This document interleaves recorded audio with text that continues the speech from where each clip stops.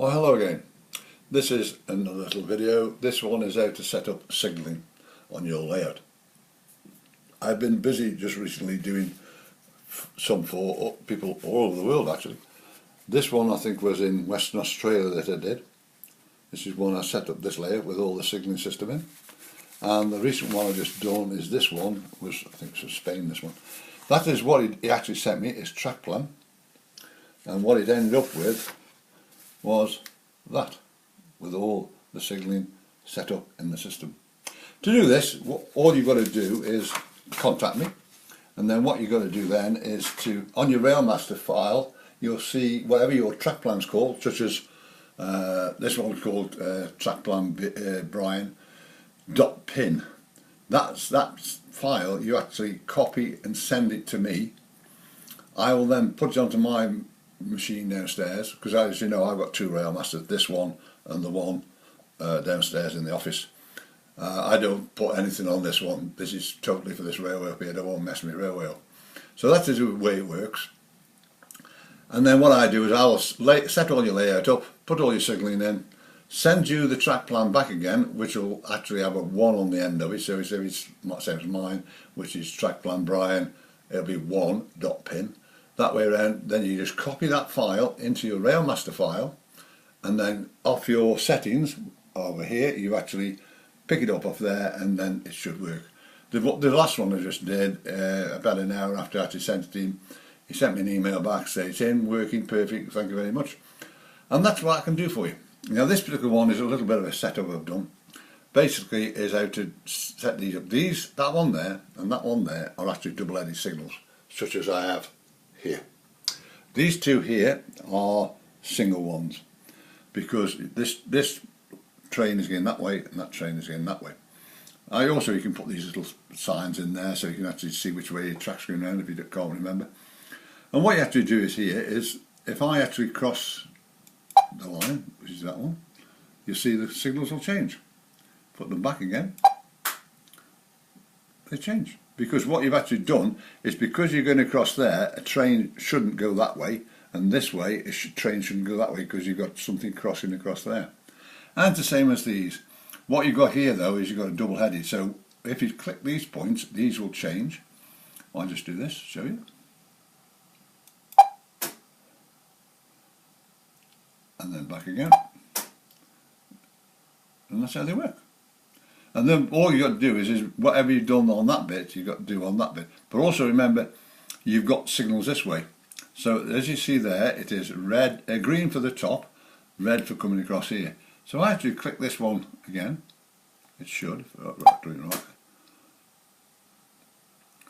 They do actually take a little bit to change over, but they do change over. Oh, I haven't actually set this one up actually, I don't think. But that's how it actually operates. So what I have to do is go into track plan. I'll show you how to do this. Quite easy. So I'll go to this track plan. Is this one? Yeah. So what you've got is, that is 50, 51, 52, 53, 54, 55.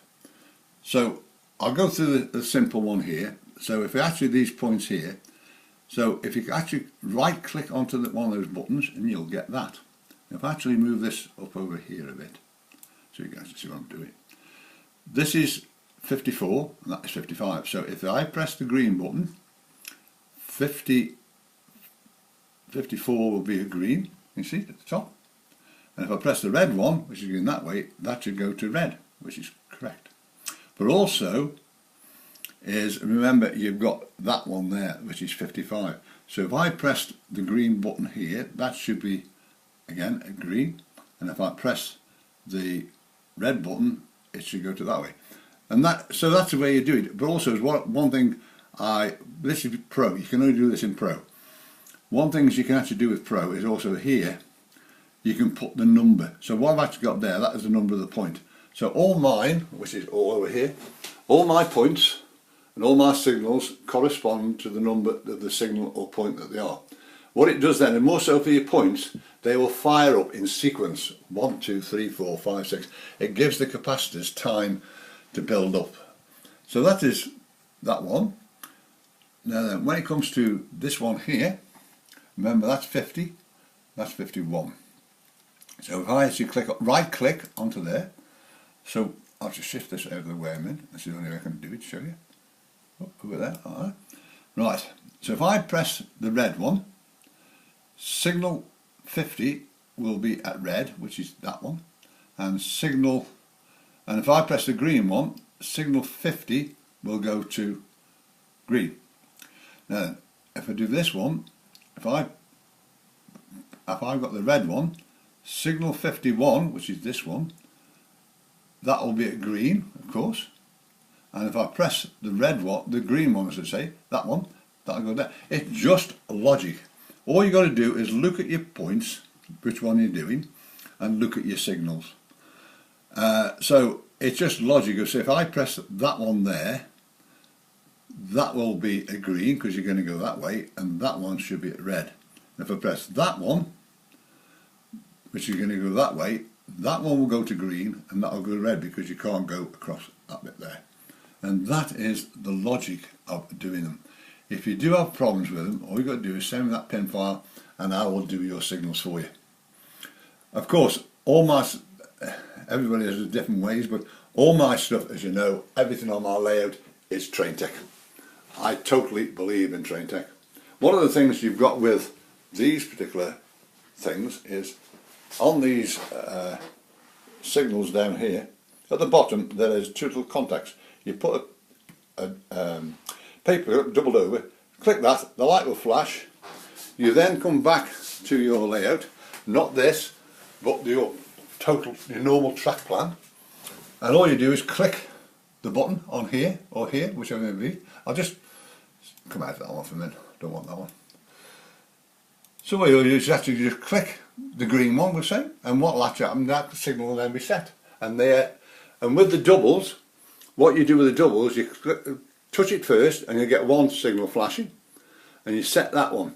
You click it again until you see that one flashing, and you click it again and you put the number of the signal in there. So that's, on mine, that's 20, 21, 22, 23. So they are very, very good. Now also what I've actually done is, just lately, I've just bought some of these Metcalf little shoots. Two little ones. They are, look, you see my finger, that's how small they are. They're very, very small. Also I've just had from Batman my latest little wagon, which is that one there, Emmy Evans. I am a member of the Batman Club, basically because I get the catalogue and I get everything else for 29 quid. So if anybody wants me at any one time, please give me a call. My number is 01782 302194. My email address is there as well. I'm always in at night, so you can always contact me at night. Do not be afraid to call me for the slightest thing. Now, one thing, I've just had two problems come up. One is, this is run by an elite. My one downstairs, I've got a complete Railmaster downstairs I have here, but the one downstairs is my test bed where I do all those things for doing the programming, do my testing, I do everything else off there.